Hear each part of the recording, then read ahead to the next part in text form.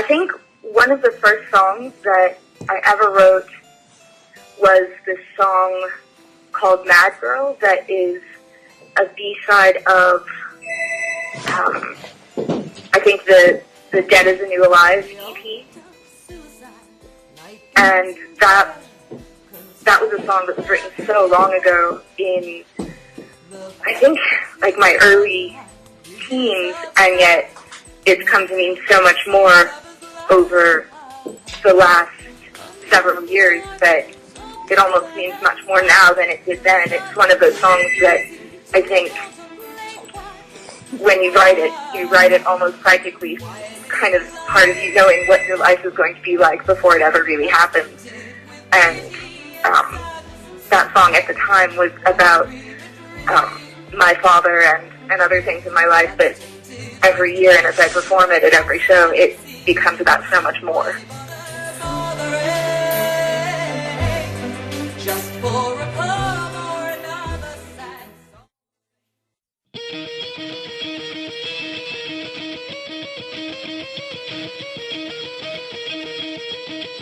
Oh, I haven't been to Columbia yet, so I am so incredibly excited to get there. Me and all of my girls with Bloody Trumpets are. None of us have ever been there.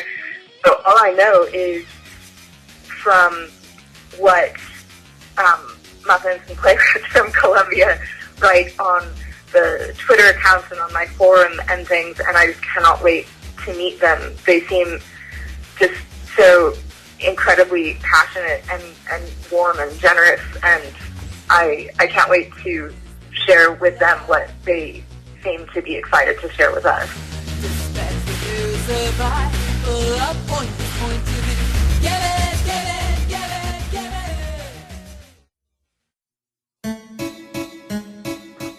God, that's so many things. It's so difficult. I think one thing that's very exciting is that my bandmate and performer on stage, Captain Maggots, she's been studying Spanish, and it has become very fluent, and so that she's able to teach us how to speak your language so that we can actually try to talk to you in your own language, because all of you are always so kind and trying to speak to us in ours, and it doesn't really seem fair that we don't speak yours, so we're trying. And if we can all sing together in your language for one moment, that would be an amazing experience.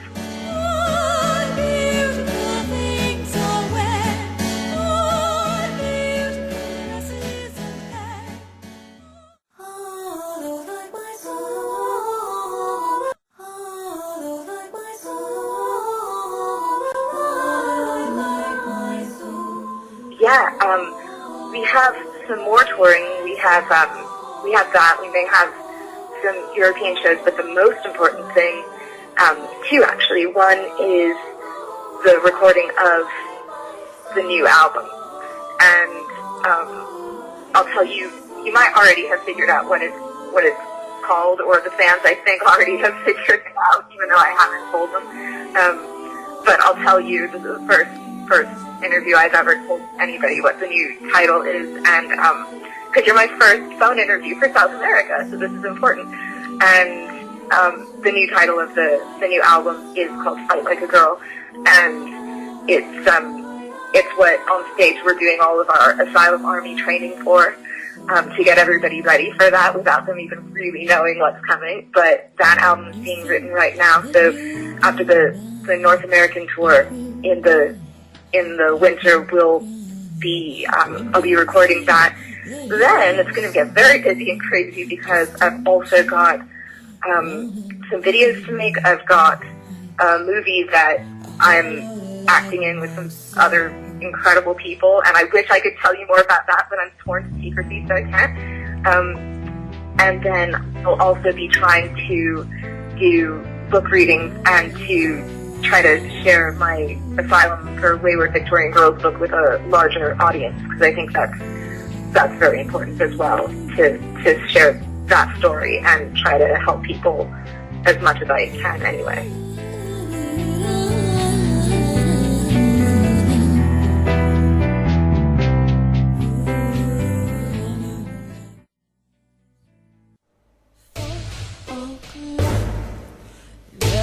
let me sleep.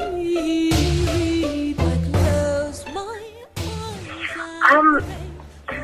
I think some things. I think, well, on the personal side of my career, I would definitely change. Not the people I work with on stage or in music, but I would change the people I've worked with on the business side of things, because I trusted, like most, musicians when they're young and starting out, I trusted people far too much, and I'm still paying the price for that, but that's how you learn, so I can't complain about it anymore. On the musical side, the only thing I think that I would have changed is that when I was younger and first starting to make recordings, like, in my kind of childhood recording of the Enchant record and things long ago, were that I think I took myself a little bit too seriously, and I didn't quite find the humor in things the way I do now. And I think it's the sort of irony of that I can laugh at myself much more now that life actually, after being locked up in the asylum, after all of that kind of crazy, like, tragic crises and things like that, I think that it puts things into perspective, and I find things more ridiculous and more humorous, and I can laugh at myself now more than I could when, before these things had happened. So, I think I wish I'd been a little bit less serious, but that's the thing also about, very young people often just take things incredibly seriously. They have big goals and ideas and are trying to change the world and are passionate about making things better. And sometimes it's hard to see the humor through all of that. But now I find myself very ridiculous. I mean, I have pink hair and I paint a heart on my cheek every day. That's ridiculous. and I enjoy doing it, but I realize that's ridiculous. It's very silly. So I think finding a balance, I think the thing I'm actually most proud that I've grown into is finding a balance between the things that are very, very important and serious, and also realizing that sometimes the way to share a very serious, important message is by making a joke out of it. Because nobody wants to be preached to and told what to do, but if you can make somebody laugh, then you can gain a lot of power and share a message much more easily. So I think that's something that I didn't know a long time ago, and that I've, through trial and error, found. And it makes a lot of life much more bearable to be able to laugh at even the worst things that happen.